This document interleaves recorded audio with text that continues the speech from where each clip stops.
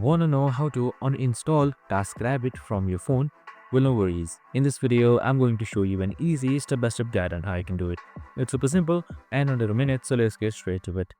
Now, first things first, you can just simply open up your TaskRabbit application, and now if you want to get rid of this app, what you can do is you can just simply hold on to its application right here and then head towards its app settings by selecting this icon.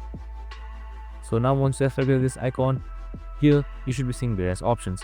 Now, in the middle, you should be seeing something known as uninstall. That should be right beside clear data. So you can just simply select that. So once you've selected uninstall, you can just simply select OK.